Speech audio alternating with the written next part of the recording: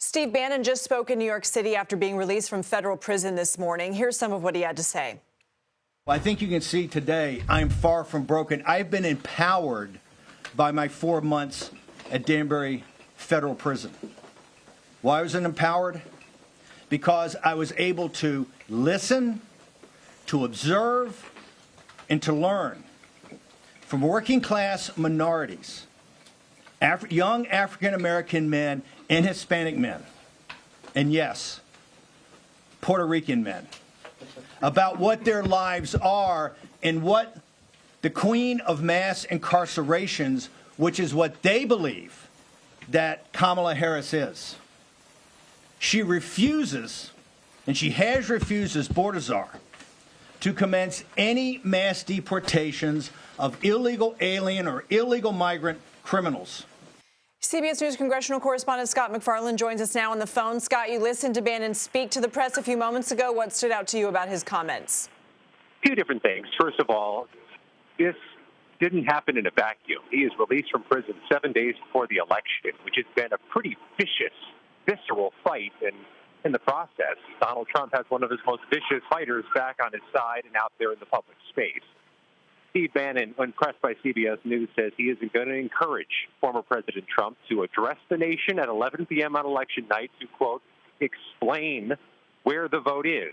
He wouldn't say declare victory, but he certainly indicated he wants Donald Trump to make a case to the American people about the results, no matter whether key states have been projected, no matter if there's any clarity to the election results at all. And that really does set the table, doesn't it, for the same thing that happened in 2020. Steve Bannon famously on January 5th, 2021, predicted that all hell was going to break loose the next day. He has an audience. He has a platform. He has the ability to mobilize Trump supporters, and he is anything but a shrinking violet as he comes out of prison. So Bannon was also talking about some funny stuff allegedly that's happening in swing states. Did he provide any evidence? No, and it's quite early in this process to be making those declarations. He certainly is planting seeds, though, for election denialism the same way Trump supporters did in 2020. But when pressed on that, he did what many politicians do and refused to acknowledge the possibility Donald Trump doesn't win on November 5th, which, of course, is a real possibility. And most of this extended 1 hour long news conference staged by Steve Bannon the day of his release from prison was mostly political analysis. And I got to tell you, political analysts are a dime a dozen at this moment in time.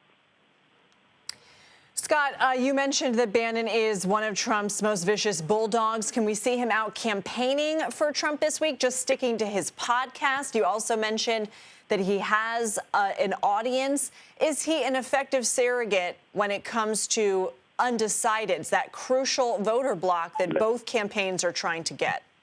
It's a great question, and we did ask him that a couple different ways, a couple different times. He didn't commit to making any campaign appearances for Donald Trump, but his program does have an audience of tens, if not hundreds of thousands a day, and it may be the most effective way for him to reach Trump supporters is through the microphone and studio he has set up in Washington.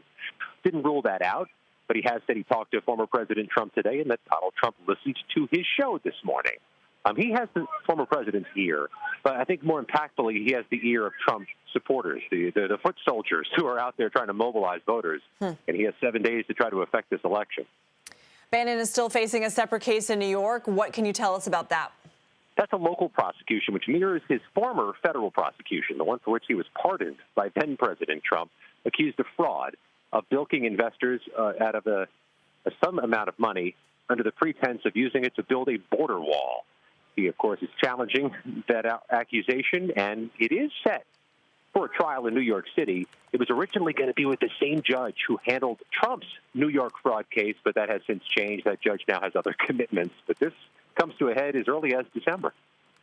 Scott MacFarlane, thank you.